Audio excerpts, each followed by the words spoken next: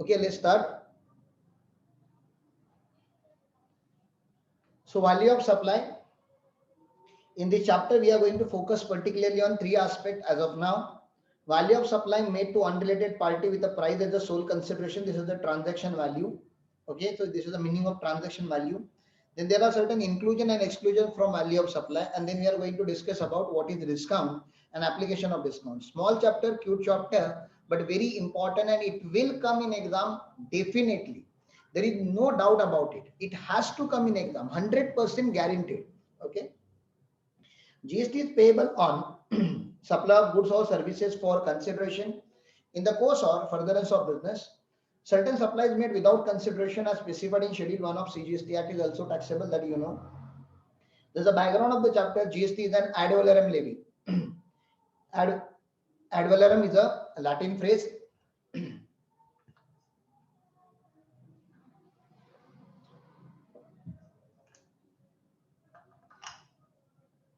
Ad valorem is a Latin phrase which means tax will be levied on the value of supply. So GST is an ad valorem levy. It is levied as a percentage of the value of supply, okay, of goods or services. It becomes important to know how to arrive at the value on which a tax is to be paid. So this is what I told you earlier. Provision relating to value of supply set out the mechanism to compute such value on the basis of CGST, AGST, UTGST, and even IGST should be paid.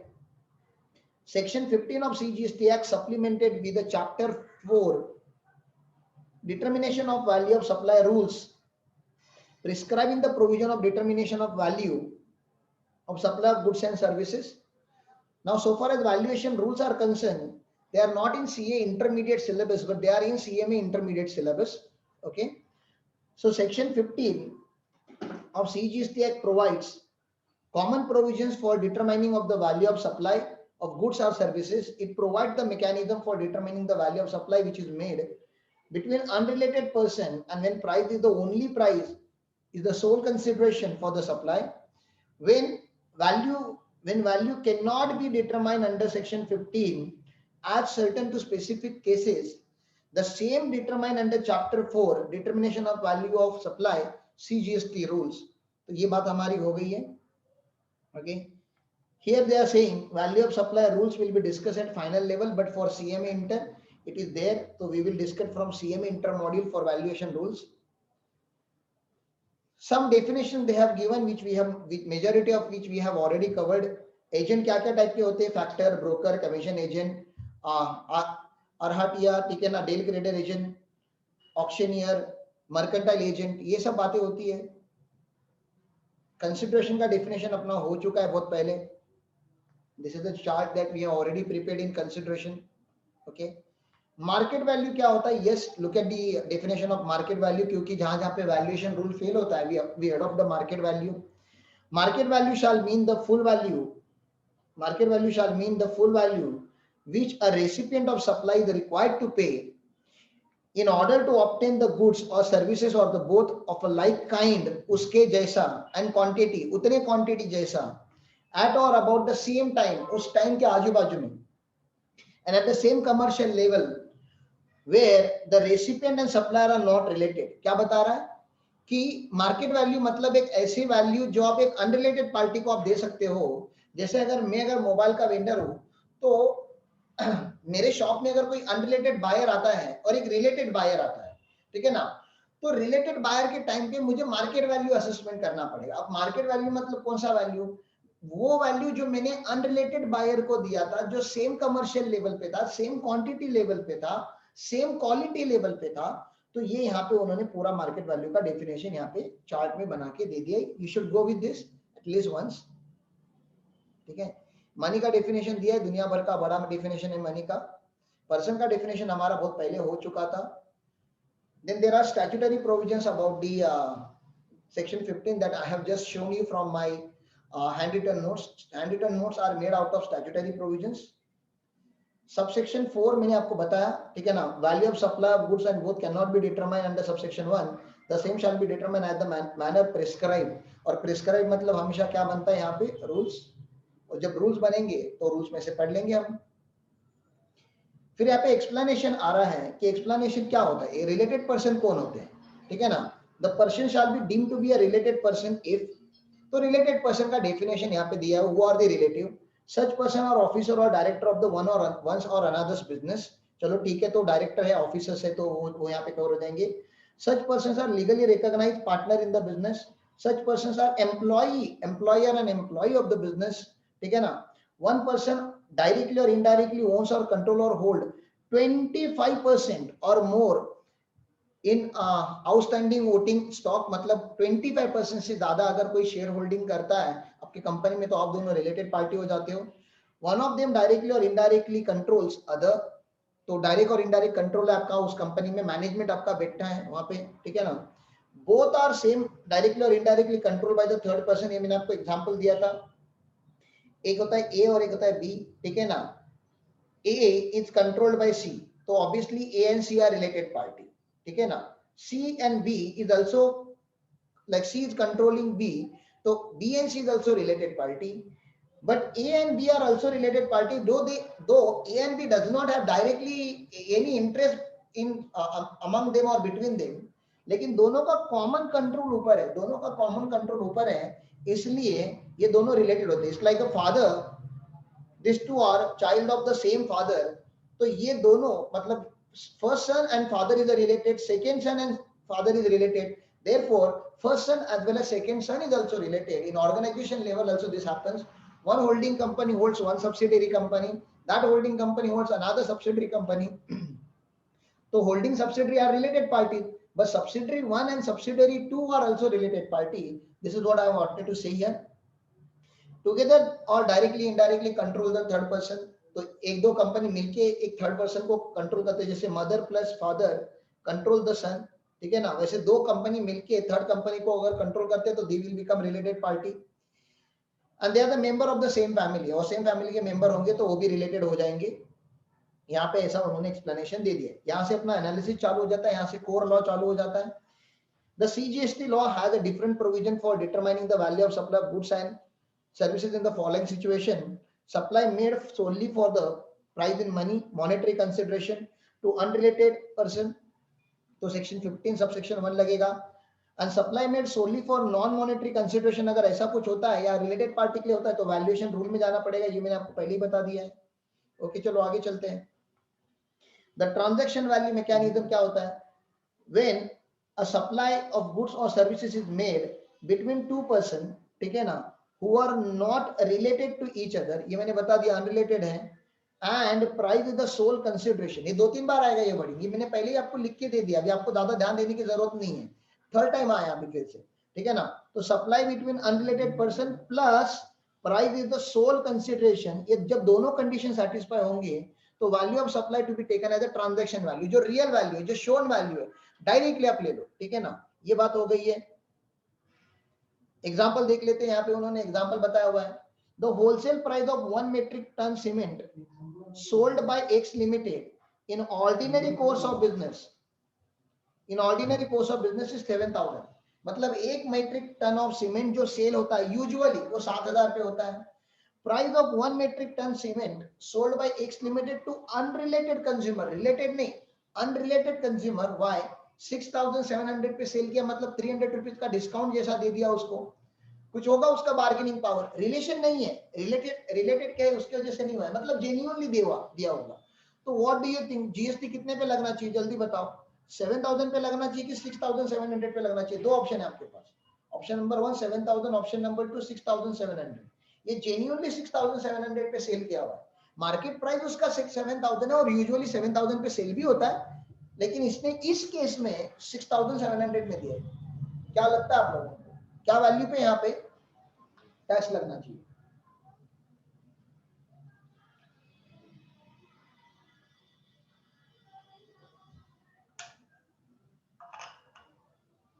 क्या value पे tax लगना चाहिए? तो ध्यान दो, rule क्या बोलता है, ट्रांजैक्शन वैल्यू। नहीं विजय, आपका आंसर रॉन्ग है।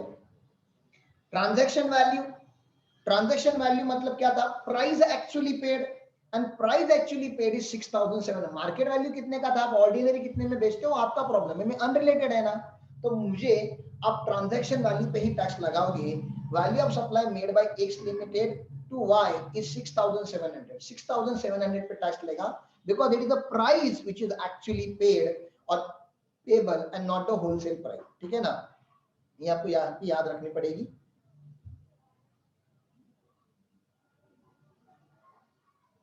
आगे चलता हूं मैं. रिलेटेड पार्टी का डेफिनेशन अभी अभी मैंने आपको पढ़ाया. Now we are starting with the inclusions to value. ठीक है ना, इंक्लूजन या तो थोड़े टाइम के बाद आते, पहले एक्सक्लूजन्स की बात करके आते हैं.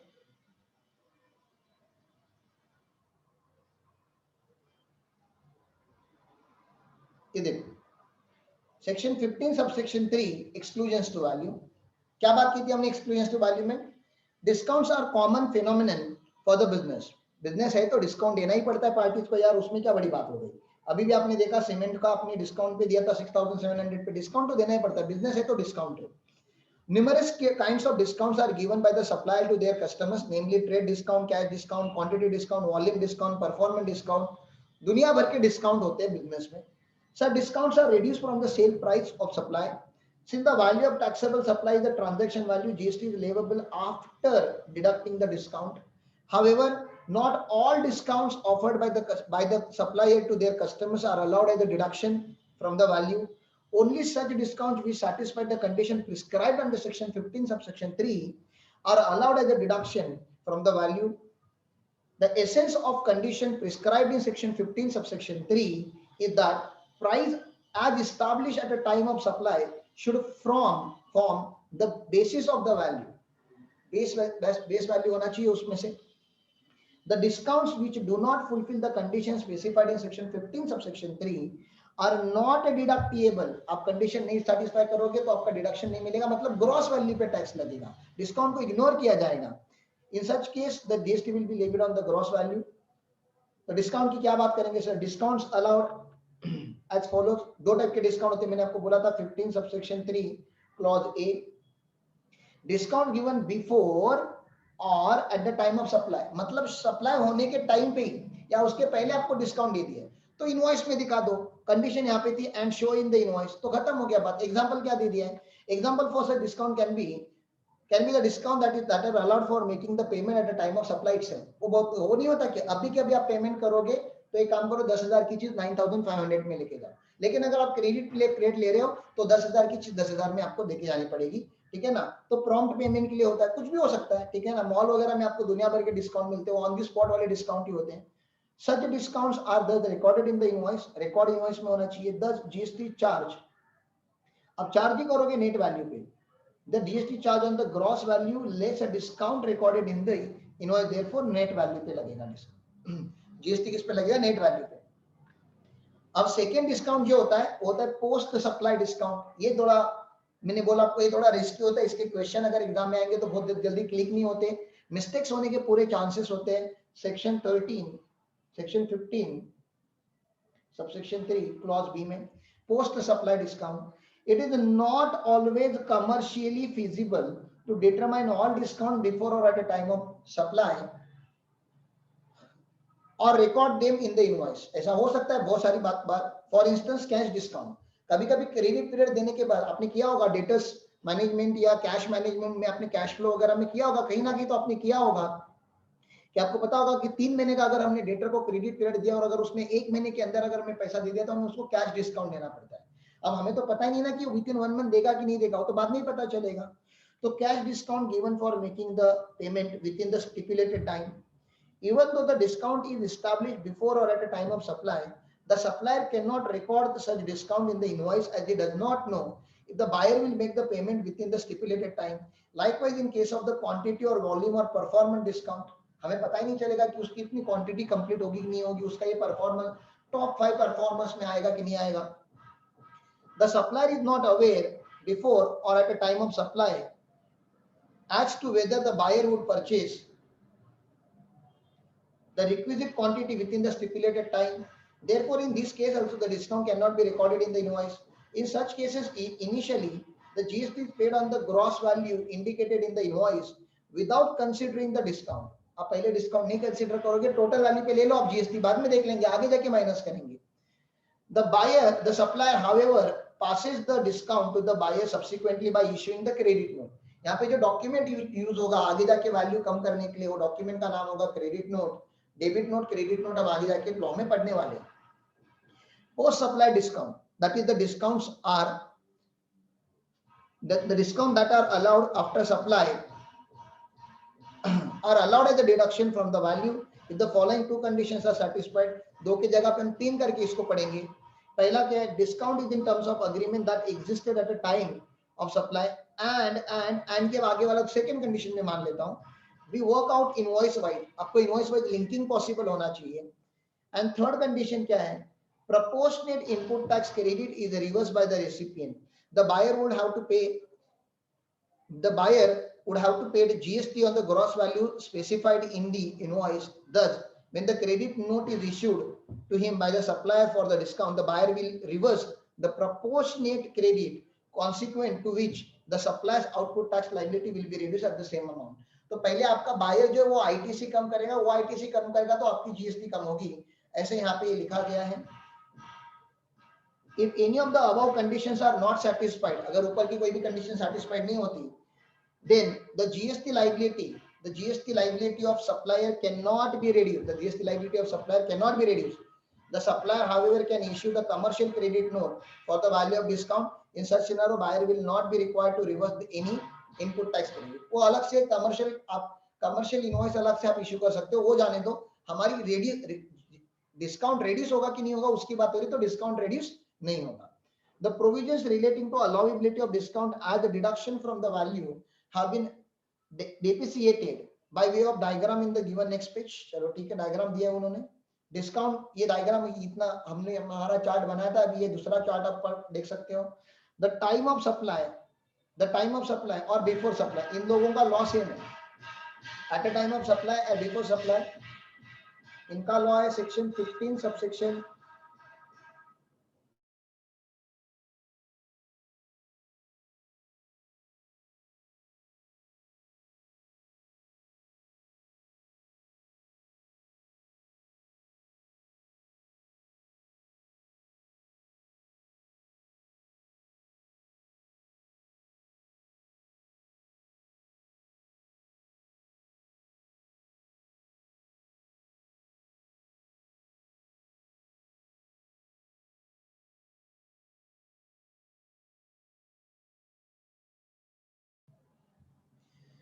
तो discount can be of two type. This is what we were discussing.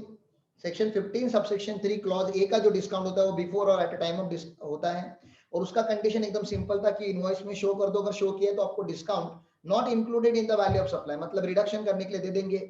और आफ्टर सप्लाई होगा तो ये होगा सेक्शन 15 सबसेक्शन 3 क्लॉज बी में, और इसके तीन कंडीशन आपको सेटिस्फाई करने पड़ेंगे. एज पर अग्रीमेंट होना चाहिए, इनवॉइस वाइज लिंकेज होना चाहिए और प्रोपोर्शनल आईपीसी रिवर्स होना चाहिए. तो क्या होगा, डिस्काउंट को माइनस करने दे देंगे. और अगर ये तीनों में का एक भी कंडीशन अगर आप सेटिस्फाई नहीं करोगे तो discount included in the value of supply will not be allowed to be closed. ठीक है ना, आपको वहां पे डिडक्ट करने नहीं देंगे.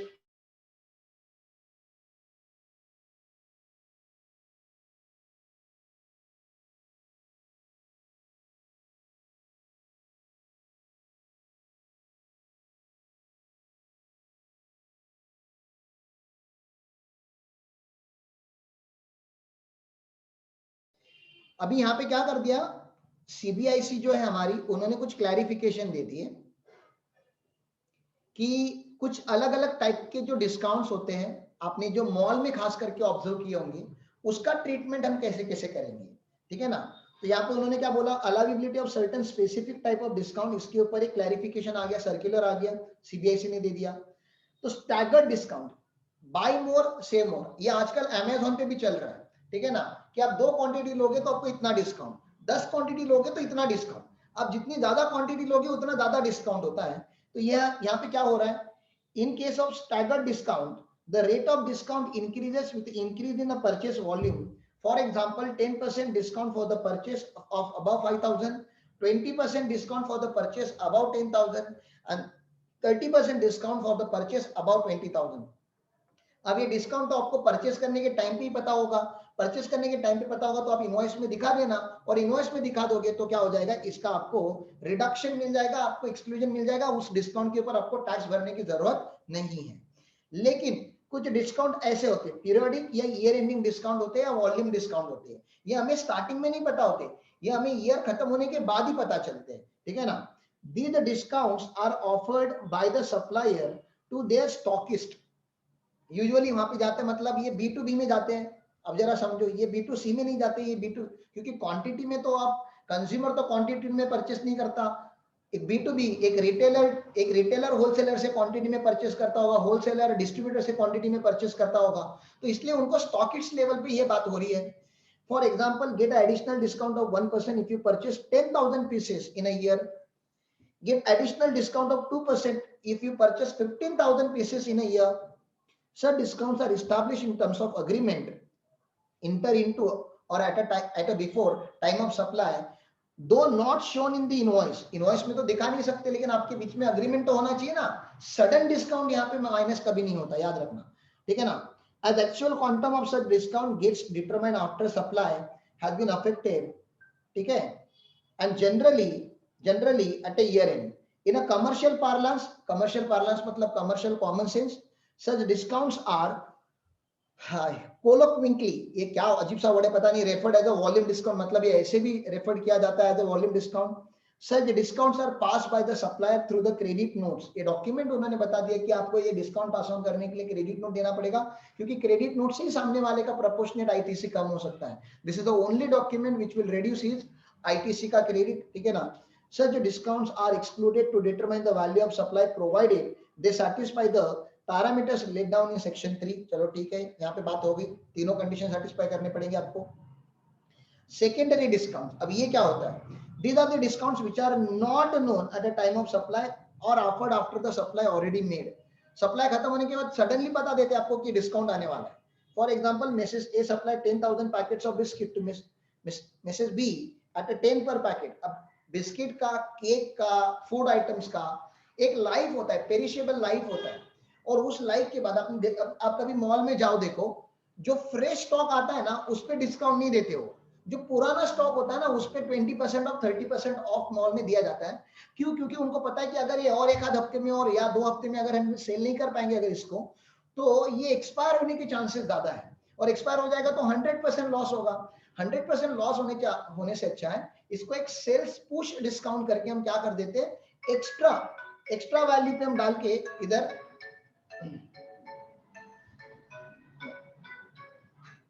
ठीक है ना, एक्स्ट्रा वैल्यू, एक्स्ट्रा डिस्काउंट देके हम इसको क्या करते हैं, सेल करने का ट्राई करते हैं। तो यहाँ पे क्या बात की है, subsequently Messrs A issues credit note to Messrs B for ₹1, revalue करके दे दिया वो 9 रुपए का, पहले 10 रुपए का पैकेट 9 रुपए पे कर दिया उन्होंने, 1 रुपए का क्रेडिट नोट दे दिया। Such secondary discount shall not be excluded while determining the value of supply.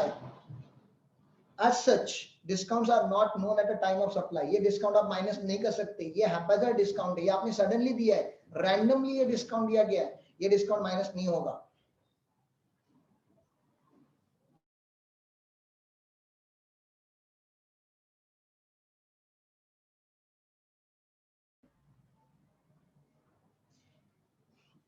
It may be noted that financial and commercial credit notes can be issued by the supplier even if the condition mentioned in section 15 subsection 3 are not. ये आपको rescue दिया जा रहा है कि ये आपको rescue दिया जा रहा है कि क्यों एग्जैक्टली ये पर्टिकुलर डिस्काउंट आपको देना, आपको अगर डिस्काउंट देके डॉक्यूमेंट्स अगर आप इश्यू नहीं कर पा रहे हो, कंडीशन सेटिस्फाई नहीं कर पा रहे हो, तभी भी ऐसा नाराज होने की जरूरत नहीं है, आपको ज्यादा जीएसटी नहीं लगे, आप कमर्शियल क्रेडिट नोट इश्यू कर दो उसके सामने, वो बैकअप आपको बताया जा रहा है। लेकिन लॉ जो आप पहले लॉ समझो, example of discounts deductible from the value of supply, देखो क्या क्या बता रहा है। Royal biscuit company give discount of 30% on the list price. List price मतलब जो प्राइस पे गुड्स सेल होंगे फाइनली कंज्यूमर को।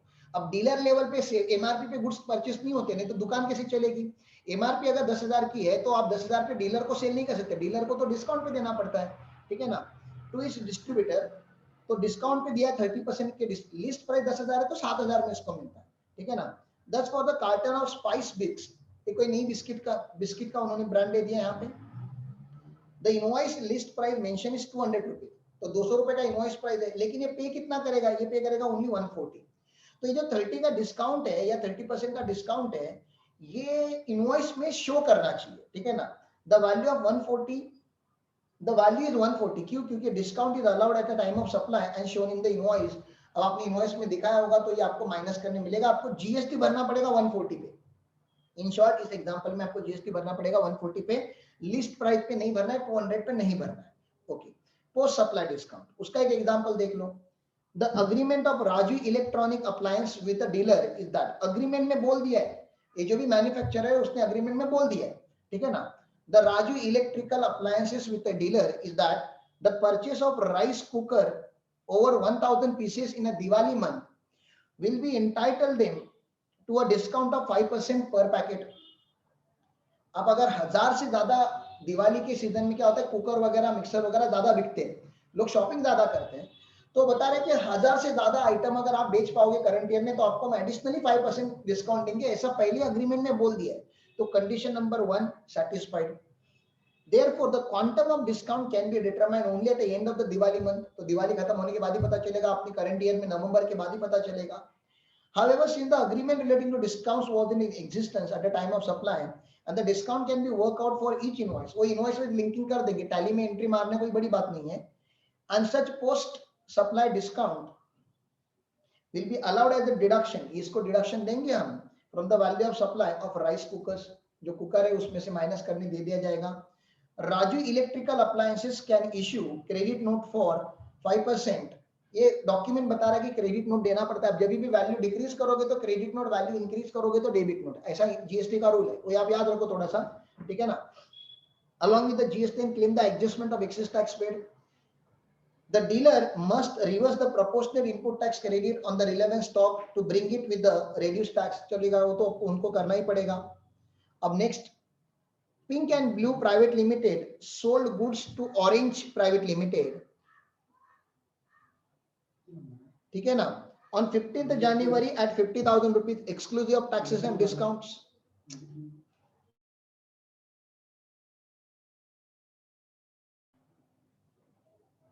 Pink and Blue Private Limited sold goods to Orange Private Limited on 15th January at 50,000 exclusive of taxes and discount.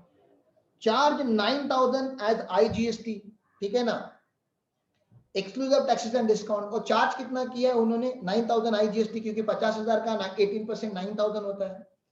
The terms of supply stipulated that discount of 2% will be given to OPL if makes payment within the 1 month of supply, 2% का आपको discount देंगे, 2% का discount देंगे आपको, ठीक है ना, अगर आप पेमेंट विद इन 1 मंथ करोगे तो। Now Orange Private Limited avail the input tax credit of 9,000 in the month of January and makes the payment for the goods on 10th February। देखो जनवरी का सप्लाई था, 10th फरवरी पे पे कर दिया, मतलब उन्होंने कंडीशन कंप्लाई कर दिया, विद इन 1 मंथ पेमेंट कर दिया, अब उनको 2% का डिस्काउंट देना पड़ेगा। नाउ जो pink and blue private limited है, issue the credit note for 1180। अब 1180 कहां से आ गया, 1000 का डिस्काउंट, 50,000 का 2% 1000 होता है, 1000 का डिस्काउंट और उसके ऊपर का जीएसटी 18%, दैट इज 180। तो टोटल उन्होंने 1180 का इन्होंने क्रेडिट नोट इश्यू किया, उतने से मेरा सेल्स कम हो जाएगा, सामने वाले का परचेस कम हो जाएगा। 180 से मेरी जीएसटी लाइबिलिटी कम हो जाएगी, जो सामने वाली कंपनी ऑरेंज उसका इनपुट टैक्स क्रेडिट कम होगा। ये पूरा ट्रांजैक्शन उन्होंने यहाँ पे एक्सप्लेन किया हुआ है। टू ओपीएल ऑन 11 फरवरी, ठीक है ना, after receiving the credit note OPL reverses the input tax credit of 180 attributable to the discount given by PBPL. PBPL can reduce its GST liability in the month of Feb by 180, तो ये reduce हो जाएगा। And OPL would have to pay only, अब payment कितना होगा, finally account settle करने के लिए पेमेंट कितना होगा, तो 50,000 प्लस 9,000, 59,000 पहले डिमांड किया था, लेकिन अभी क्रेडिट नोट कितने का इश्यू किया, 1180, और 1180 का क्रेडिट नोट इश्यू किया तो आपको नेट पेमेंट करना है 57,820 का, इतना नेट पेमेंट आएगा ऑरेंज से पिंक एंड ब्लू को, ठीक है ना। तो ये आपको पता होना चाहिए। अच्छा, कुछ और एग्जांपल कर लेते हैं जहां पे डिस्काउंट नॉन डिडक्टेबल होंगे। नॉन डिडक्टेबल डिस्काउंट्स की भी बात कर लेंगे। In the above example, in the terms of supply, if the terms of supply did not provide for discount at the rate of 2% for the payment within 1 month, but PBPL offers such a discount to OPL eight the time of payment after negotiation, अगर आपके agreement में नहीं लिखा था, आपने suddenly उसको 2% का discount दे दिया, तो डिस्काउंट डिडक्ट नहीं होगा, ठीक है ना। तो ये 1000 रुपया जो है, ठीक है ना, ये डिस्काउंट डिडक्ट नहीं होगा, जीएसटी लाइबिलिटी उससे एडजस्ट नहीं होगा। हाँ, 1000 रुपया आप उससे माइनस करा सकते हो, आपका कमर्शियल लेवल पे है ना, आप उससे 1000 रुपए का डिस्काउंट, हमने ये नहीं बोला कि आप डिस्काउंट मत दो, आप डिस्काउंट दे दो, लेकिन जीएसटी जो आपको भरना पड़ेगा वो 50,000 पे ही भरना पड़ेगा, उसमें कुछ एडजस्टमेंट नहीं होगा। तो उन्होंने ये यहाँ पे एग्जांपल दे दिया है। फिर उन्होंने दूसरा एग्जांपल क्या दिया जहाँ पे डिस्काउंट माइनस नहीं होगा, ठीक है ना। A company announces turnover discount after reviewing dealers performance during the year. पहले उन्होंने परफॉर्मेंस देख लिया सारे डीलर का और सडनली उन्होंने डिस्काउंट अनाउंस किया। The discounts are based on the performance slab and given as a cashback, आपको cashback मिलेगा।